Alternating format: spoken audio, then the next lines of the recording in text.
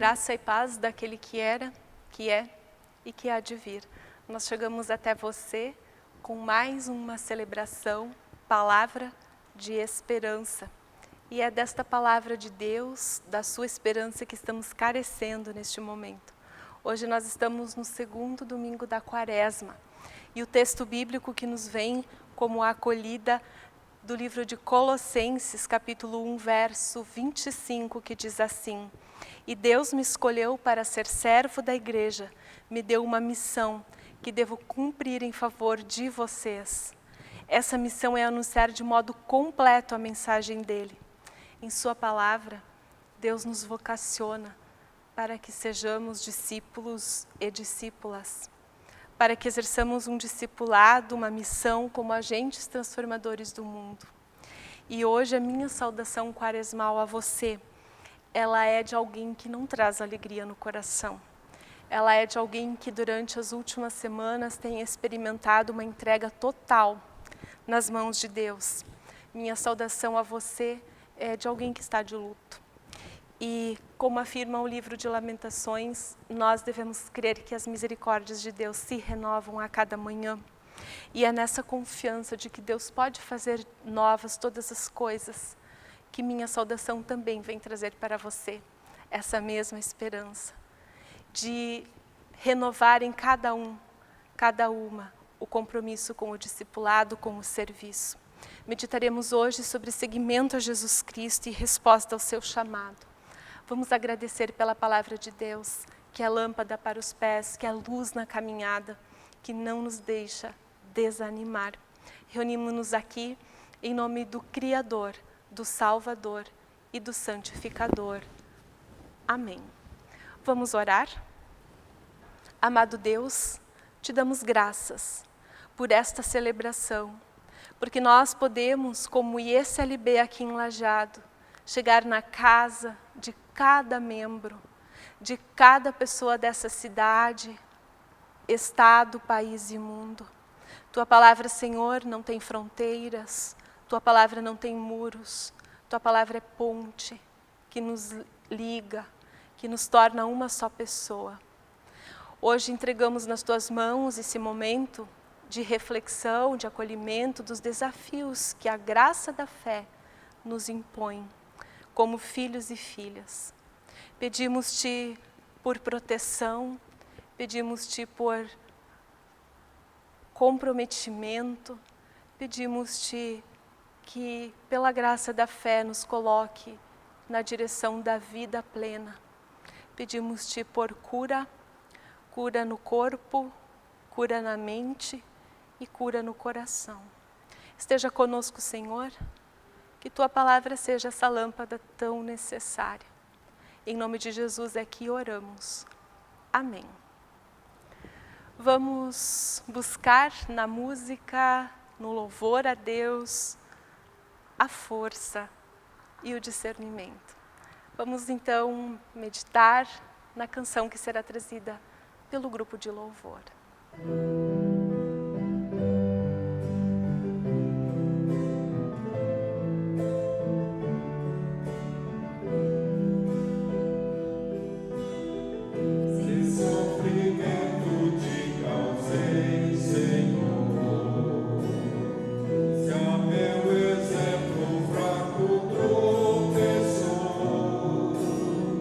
Sem teus caminhos eu não quis andar.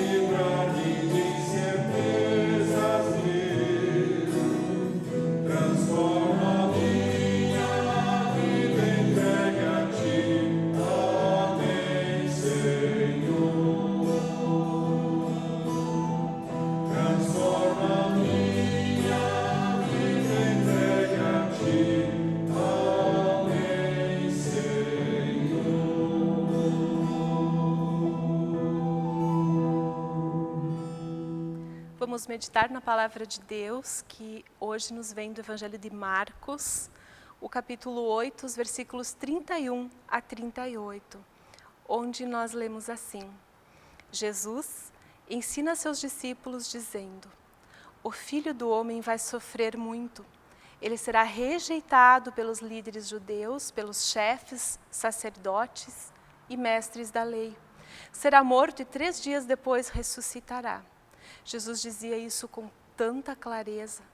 Então, Pedro o levou para um lado e começou a repreendê-lo.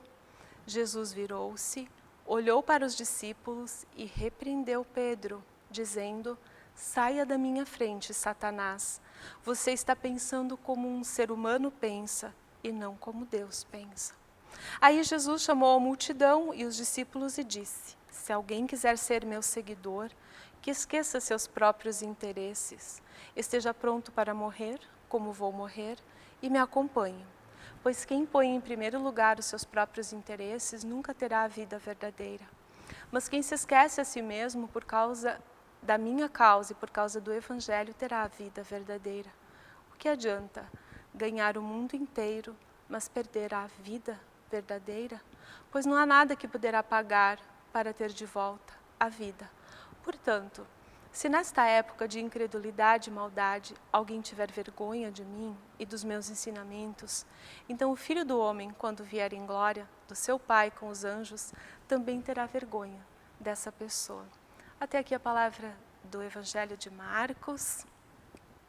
Queremos pedir que Deus oriente com seu Espírito Santo o meditar na sua palavra e o praticar da sua palavra. Amém.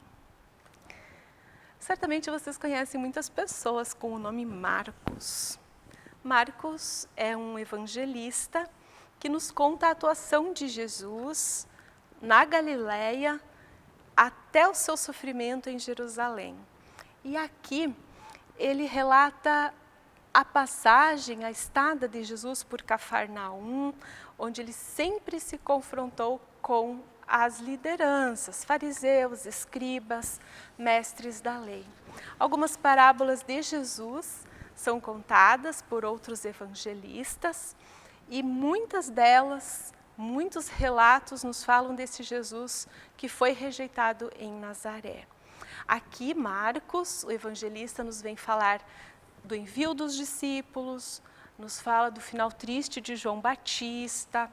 Ele traz anúncios do sofrimento de Jesus, capítulos 8, 9, 10, ele vai falar muito sobre isso, sobre morte e sobre ressurreição. E ao chamar os discípulos então para essa conversa bem próxima, ele não só fala dos seus sofrimentos, mas ele fala dos sofrimentos dos discípulos, por estarem unidos a Jesus. O Evangelho de Marcos, ele não fala claramente o nome do autor, dá essa impressão de que o mensageiro ele fica oculto atrás da mensagem que ele traz. A tradição da igreja antiga diz sim que ele foi então escrito por Marcos, que era um colaborador de Pedro e era um hermeneuta e anotou com bastante exatidão o que ele escutava. Alguns exegetas dizem que pelo fato do grego utilizado ser de forma mais simples, talvez Marcos foi uma pessoa sem muita instrução, mas que levou muito a sério o relato escrito da experiência oral com Jesus.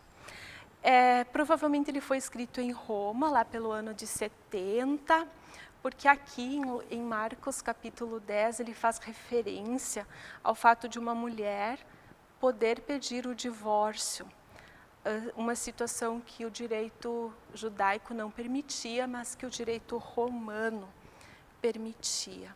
Muitos temas podem ser olhados a partir deste texto.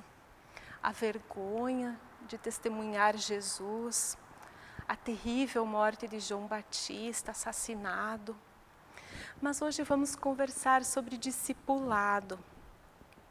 O que será que significa seguir a Jesus? E a gente não precisa garimpar muito para encontrar. E Jesus diz muito, com muita direção, ele diz: vamos sofrer. Isso causa um horror em Pedro. Discipulado significa sofrimento, rejeição de lideranças e morte. Jesus aqui fala da sua paixão, ou seja, do seu sofrimento, morte e ressurreição. E esse foi causado por escribas, fariseus, sacerdotes e anciãos. E assim a igreja de Jesus, desde o seu início, se escandaliza com o sofrimento. Pedro reluta em querer um discipulado com sofrimento. Ele quer um discipulado sem muito esforço, porque ele não quer mudar o padrão comportamental. O contrário do discipulado com sofrimento e perseguição é a graça barata, que se resume na negação do sofrimento, da morte e numa afronta ao poder salvífico. Essa foi a tentação de Pedro aqui, não somente de querer poupar Jesus, mas de poupar a si mesmo. E assim é pobre quem passa a vida correndo atrás dos próprios interesses e anda de mãos atadas com a morte. Isso não é vida verdadeira, diz Jesus. Pobre é de quem quer ganhar o mundo e, no final de contas, se dá conta de que o que ganhou talvez nem dê para custear o funeral. Interessante que antes de conversar com os discípulos aqui no capítulo 8, Jesus cura um cego na cidade de Betsaida. Fora da cidade, na verdade. Os fariseus queriam ver o milagre, as pessoas queriam ver o extraordinário. As pessoas até gostavam de cenas impossíveis, como se os sofrimentos pudessem se esvair num passe de mágica ou no tilintar da moeda na caixa. Qualquer semelhança e repetição de fatos históricos não é coincidência. Mas aconteceu um milagre fora do espaço. Vale a pena ler em suas Bíblias em casa esse relato. A cura do cego não foi imediata. Jesus pegou um pouco de terra, um pouco de saliva, formou barro, passou no olho dele. Depois ele perguntou para o cego: você está vendo? Ele disse: eu vejo algumas sombras. E quando Jesus então coloca novamente a mão, ele torna a ver.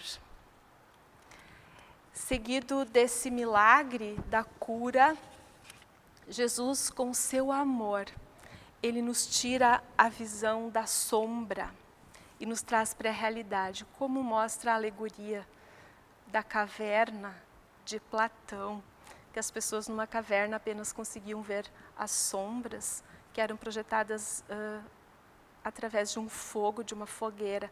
E quando um saiu da caverna e viu a realidade, ele voltou e convidou os demais para sair. Eles disseram: louco é você. Nós precisamos que Jesus nos abra os olhos, porque a gente se acostumou a justificar os sofrimentos e negá-los. É o que Pedro fez aqui. E Jesus diz: olha o que eu tenho. Eu tenho sofrimento e olha o que tu tens, tu também tens. Agora comigo, ao teu lado, o teu sofrimento não vai ser demais, a ponto de você não suportar. Mas ele também não vai ser tão pouco, a ponto de que você não confie somente em você mesmo. Jesus diz: a cruz é suficiente para que permaneças unido comigo no meu sofrimento e na minha ressurreição. E devemos pensar na nossa cegueira, se ela não nos impõe uma cruz ainda mais pesada a nós e a nossos irmãos e irmãs. Depois da cura de Jesus, que ele disse para o cego: não volta para o povoado para contar.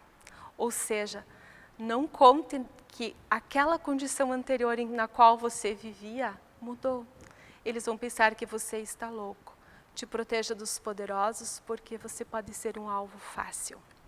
Um médico aqui de Lajeado, que admiro muito pelo seu conhecimento, humanidade e fé, ele atua na prevenção e busca de tratamentos cada vez mais complexos para o câncer.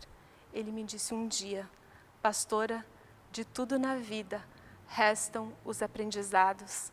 Não é possível que uma pessoa curada do câncer volte a fazer, sentir e viver o que vivia antes. A cura do câncer gera uma ruptura, caso contrário não é cura. E todos nós sabemos quanto sofrimento vivem as pessoas e as famílias que lutam todos os dias com essa doença. O seguimento a Jesus, o discipulado, nos traz vida verdadeira. Mas qual é o valor da vida? Dias mais, dias menos, nós nos confrontaremos com essa pergunta. E qual será a resposta que vamos dar? Tentaremos valorizá-la com estudo, trabalho, dinheiro, diversão? Pode ser que tenhamos sucesso em todos os empreendimentos da vida, mas o vazio existencial, provocado pela tragédia do pecado, nos afastou do Criador. Esse não será preenchido com essas buscas. Talvez até lá tenha ido o nosso tempo, a família, a saúde, ficado apenas o amargo sentimento de que foi um correr atrás do vento. Jesus trata dessa questão existencial com uma pergunta: o que adianta ganhar o mundo e perder a vida verdadeira? Ele não fala da vida biológica, mas ele diz de uma vida que faz sentido, porque de nada adianta, porque nós não vamos ter dinheiro que possa pagar essa vida. Jesus pagou o preço, e muito alto, para termos vida verdadeira, e essa era uma necessidade que só Deus poderia satisfazer, e ainda hoje é assim. Jesus avisou que precisava ir a Jerusalém, que seria morto, que ele ressuscitaria. Ele sabia o quanto valia a vida dele e a nossa vida, e o quanto seria importante o seu sacrifício para nos dar sentido, porque quem tem o Filho tem a vida. Quando refletimos sobre esse valor, é bom atentarmos para a pergunta de Jesus: o que adianta ganhar o mundo? Se alguém tem vergonha de mim, diz ele, dos meus ensinamentos, Deus também vai se envergonhar.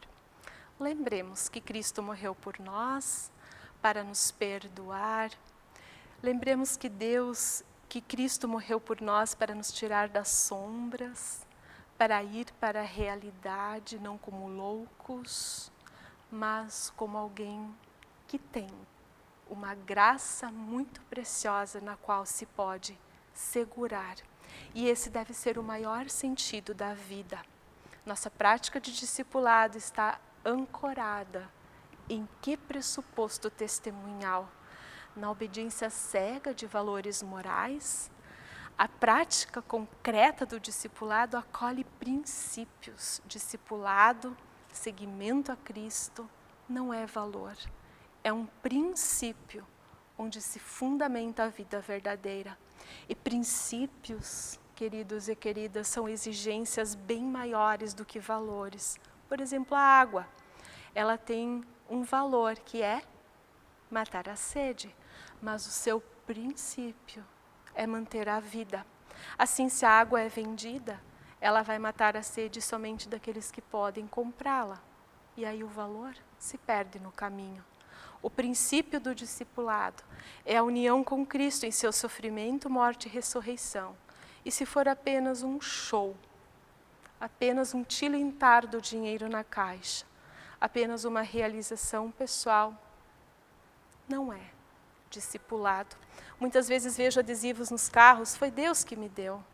Se for somente isso, um show, não é discipulado. É a fala de Pedro, que é negacionista.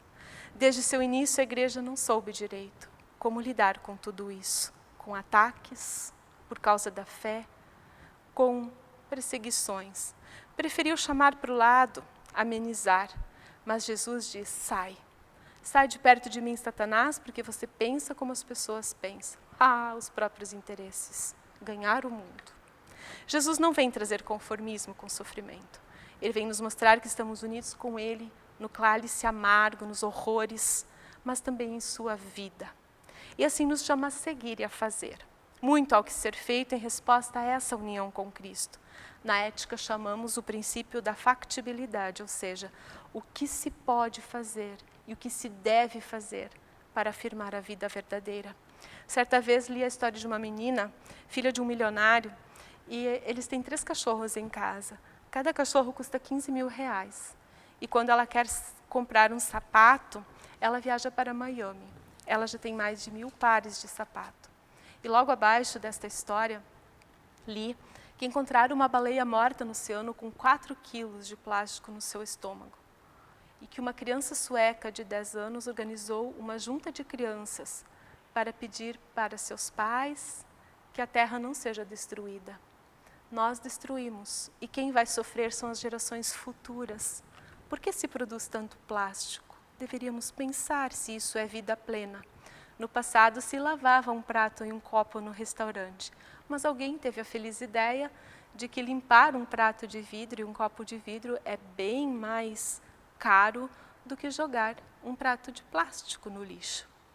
E o plástico produzido mata os peixes. Os gases de sua produção aquecem a atmosfera.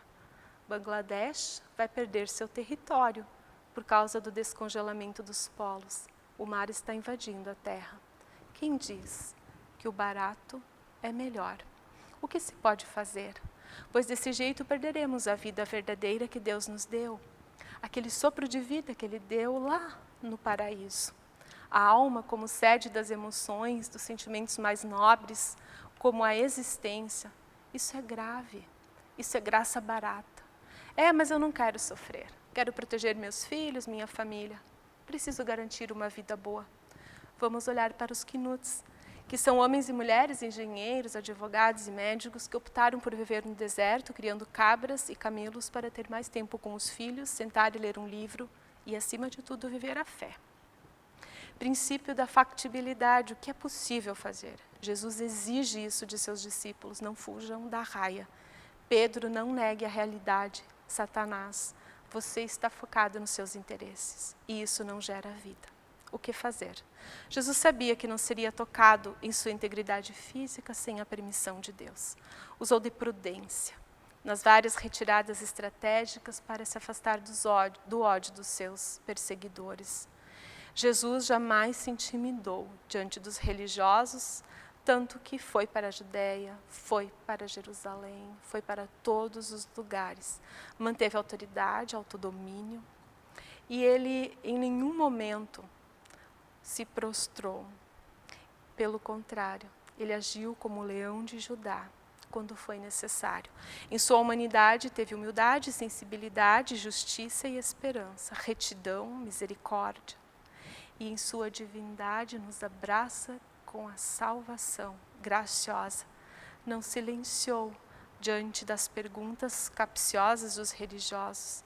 Jamais teve qualquer resposta satisfatória às suas perguntas. A sabedoria de Jesus incomodava e ele tinha muito ódio e muita inveja. Discipulado? Sim, Senhor.